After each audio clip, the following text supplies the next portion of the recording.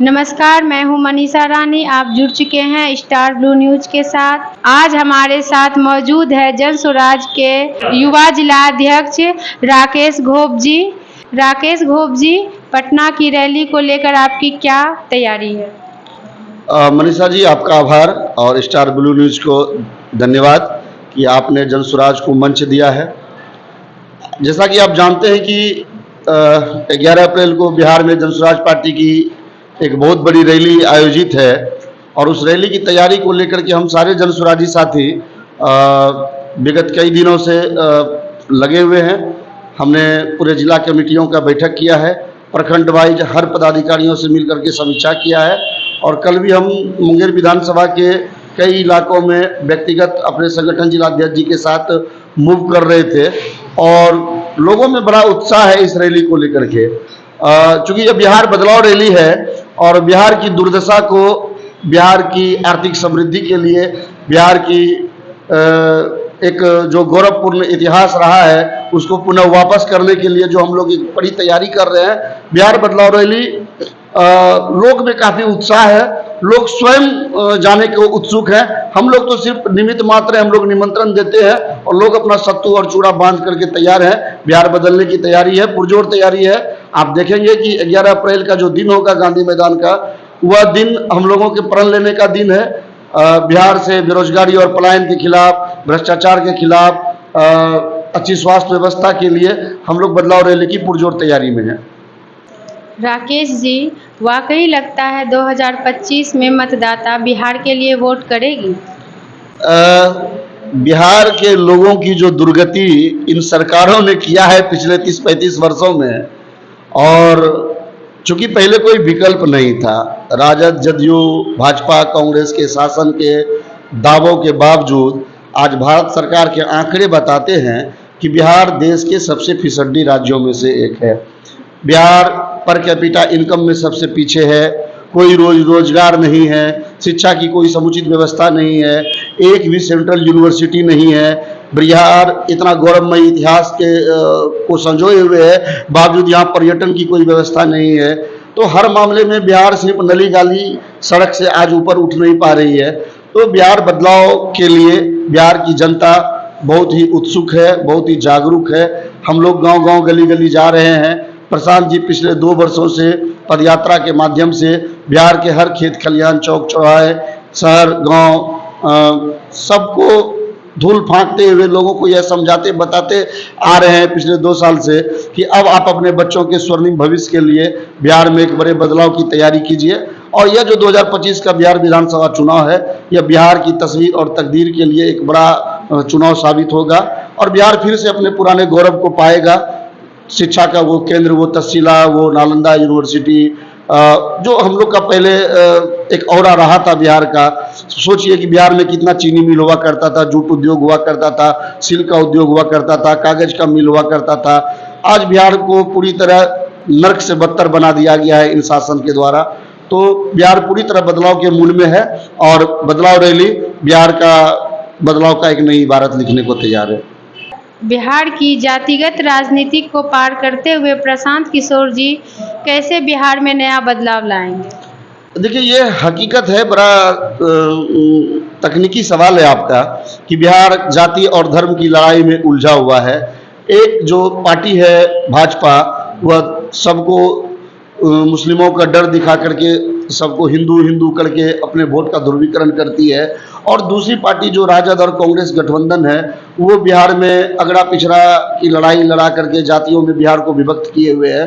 तो ये है, होता क्या है कि जब जनता के पास कोई एक नैरेटिव नहीं हो, कोई एक माहौल नहीं हो, कोई वोट के प्रति उत्सुकता नहीं हो, जागरूकता नहीं हो, तो हम जातियों और धर्म में बट करके वोट क्या करते हैं।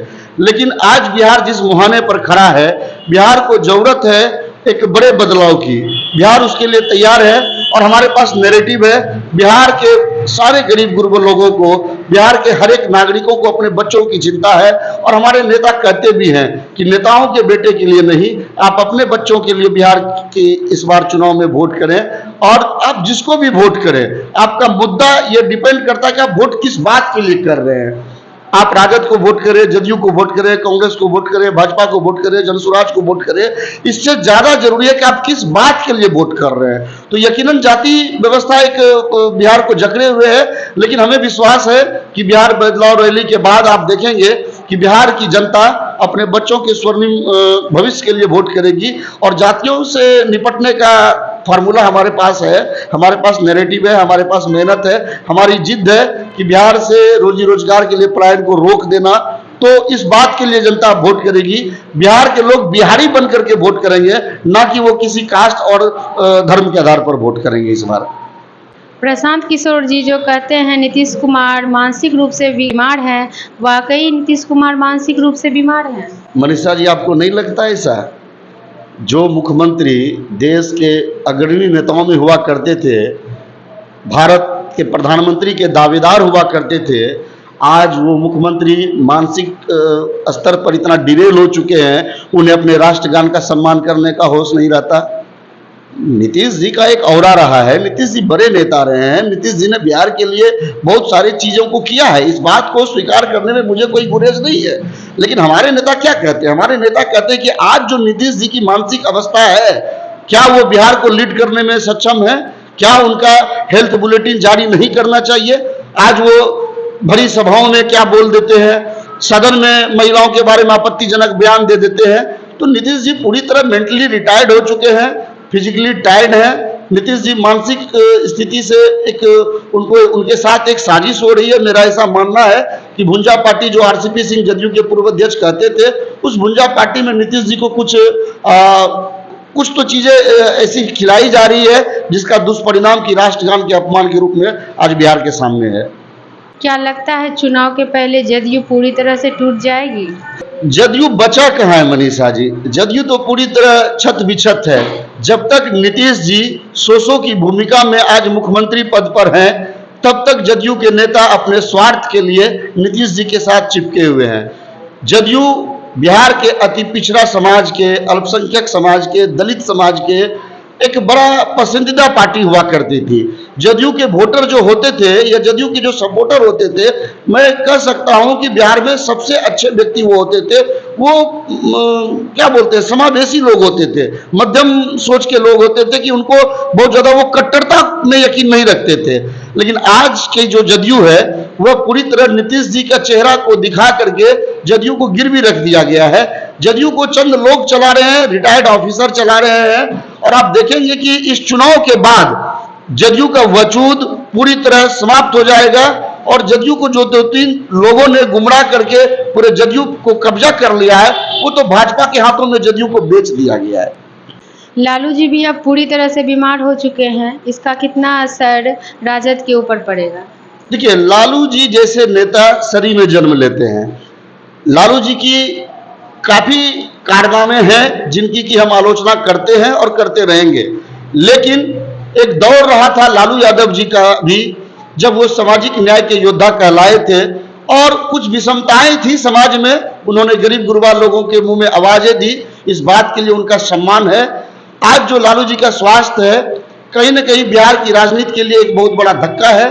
क्योंकि ऐसे भी लालू जी अब पूरी तरह अपने पार्टी को चला नहीं रहे हैं। उनके सुपुत्र तेजस्वी जी पार्टी को चलाते हैं और उनके चंद चाटुकार सलाहकार लोग जो है पार्टी को चलाते हैं।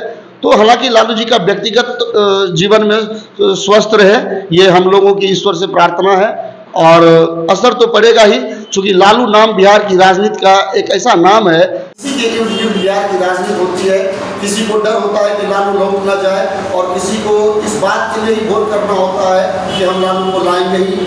तो लालू जी एक राजनीति की धुरी रहे हैं बिहार के, इसको नकारा नहीं जा सकता।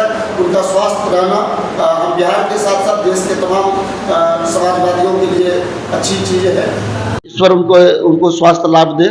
और जहाँ तक राजनीति की बात है, तो बिहार में जो राजनीति चल रही है उनके बेटे के द्वारा, वो तो थोपा हुआ पॉलिटिशियन है, पार्ट टाइम पॉलिटिशियन है। उनको बिहार से कुछ लेना देना नहीं है। वो हमेशा हनीमून पैकेज पर रहते हैं। कुछ सलाहकार ने कुछ लिख पढ़ के दे दिया, वो स्क्रिप्ट राइटर के हिसाब से अपनी राजनीति को तय करते हैं। ड्राइंग रूम पॉलिटिक्स करते हैं, हेलीकॉप्टर पर रील बनाते हैं। जब सत्र में सही मुद्दों पर जनता के सवालों को लेकर के बहस करना होता है तो हनीमून पैकेज पर होते हैं। तो वो तो नॉन सीरियस पॉलिटिशियन है, उनके बारे में क्या कहा जाए। क्या लगता है लालू जी के जीवित काल में तेजस्वी जी मुख्यमंत्री बन पाएंगे? देखिए, लालू जी के जीवन का अभी मात्र एक मकसद है कि किसी भी परिस्थिति में जैसे भी हो अपने युवराज को, अपने शहजादे को बिहार के मुख्यमंत्री की कुर्सी पर बैठा देना। इसके लिए वो बार बार आप देखते हैं कि उन्होंने कई प्रयास भी किया है। जिस नीतीश जी का उनके साथ उनका बहुत भारी विरोध था, जिस नीतीश जी के खिलाफ ही उनकी राजनीति थी, उसी नीतीश के गोद में तेजस्वी को बिठा करके उन्होंने दो बार अपने बेटे को उप मुख्यमंत्री बनाया। तो उनके जीवन का एकमात्र मकसद अब बच गया है तेजस्वी को मुख्यमंत्री बनाना। लेकिन मुख्यमंत्री लालू जी के चाहने से नहीं बनेगा कोई, बिहार के चाहने से बनेगा। और बिहार के बच्चे जब शिक्षा के अभाव में, इलाज के अभाव में, रोजी रोजगार के लिए दूसरे राज्यों का धूल फांकेगा, वहाँ जाके गाली बात सुनेगा, तो लालू के बेटे के लिए नहीं, बिहार इस बार अपने बेटों के लिए वोट करेगा। और मुझे नहीं लगता कि लालू जी का यह सपना शायद पूरा हो, क्योंकि तेजस्वी जी में मुख्यमंत्री बनने की कोई काबिलियत उस लेवल पर अभी तक दिखा नहीं है। दो बार वो उप मुख्यमंत्री रहे, उन्होंने अपनी भूमिका को बिहार की भलाई के लिए बहुत ज़्यादा कुछ कर नहीं पाया। इन लोगों को भ्रष्टाचार से फुर्सत मिलता है नहीं। इनको सरकार में आने का एकमात्र मतलब होता है कि पैसे की उगाही करना, धन बनाना है, शौक मौज पूरा करना है। बिहार के गरीब लोगों से इन लोगों को कोई वास्ता होता नहीं है। तो मुझे नहीं लगता कि बिहार लालू जी के बेटे को एज ए मुख्यमंत्री कभी स्वीकार करेगा। क्या एनडीए और इंडिया गठबंधन को परास्त कर प्रशांत किशोर जी मुख्यमंत्री बन पाएंगे? देखिए, प्रशांत जी का इरादा मुख्यमंत्री बनने का नहीं है। हम बिहार में बड़े बदलाव की तैयारी में हैं। हमारा जन स्वराज पार्टी बनाने का कोई यह उद्देश्य नहीं है कि हम 10, 20, 50 विधायक बना करके जोड़ तोड़ करके सरकार में चले आए। बिहार को बदलना है तो बिहार को बहुत ही नीचे लेवल से ठीक करना होगा। हमारा उद्देश्य है कि बिहार में अच्छे लोग राजनीति में आए। लालू जी के 1990 के दौर में राजनीति के बाद एक राजनीति का विद्रूप चेहरा आया कि जहां पहले रामलखन सिंह यादव जैसे लोग, विद्वान लोग राजनीति में आते थे, मधुलिमिया जैसे लोग थे, कर्पूरी ठाकुर जैसे लोग थे, वहीं पर लंपट लोगों का राजनीति में जमावड़ा हो गया। चोर, बेईमान, दलाल, कलाल, मलाल का राजनीति में इस स्तर पर हस्तक्षेप हो गया कि पूरे राजनीति को इन लोगों ने चौपट करके रख दिया। तो प्रशांत जी का प्रयास है कि बिहार में पढ़े लिखे युवाओं को आगे करके, बिहार की पढ़ी लिखी महिलाओं को आगे करके, बौद्धिक लोग जो आज अपने घरों में बैठ गए थे, उनको बिहार के बदलाव के लिए उनका वाहक बना करके आगे ला करके बिहार में एक बड़े राजनीतिक बदलाव की तैयारी में हम लोग हैं। हमारा मानना है कि बिहार में अगर 8,500 पंचायत है तो हमारा कम से कम 5,000 अच्छा मुखिया जीत करके आए। अगर बिहार में 243 विधानसभा का सीट है तो कम से कम 150-200 अच्छे विधायक जीत करके आए। जब तक अच्छा विधायक चुन करके नहीं आएगा तो हम अच्छा मुख्यमंत्री नहीं चुन सकते। और अगर हमारा मुख्यमंत्री अच्छा नहीं होगा, विधायक अच्छा नहीं होगा, मुखिया अच्छा नहीं होगा, सरपंच अच्छा नहीं होगा, एमएलसी अच्छा नहीं होगा, सांसद अच्छे नहीं होंगे, तो एक समृद्ध बिहार की परिकल्पना करना बेमानी है। तो हम पूरी राजनीतिक व्यवस्था को बदलना चाहते हैं, इसमें वक्त लगेगा, लेकिन हम जमीनी स्तर पर सब बहुत काम कर रहे हैं। आप देखेंगे कि 2025 ही इसकी एक बड़ी बानगी बनेगी। बहुत बहुत धन्यवाद राकेश जी। हम आगे भी इन खबरों को आप तक पहुंचाते रहेंगे। आप जुड़े रहें स्टार ब्लू न्यूज़ के साथ। धन्यवाद।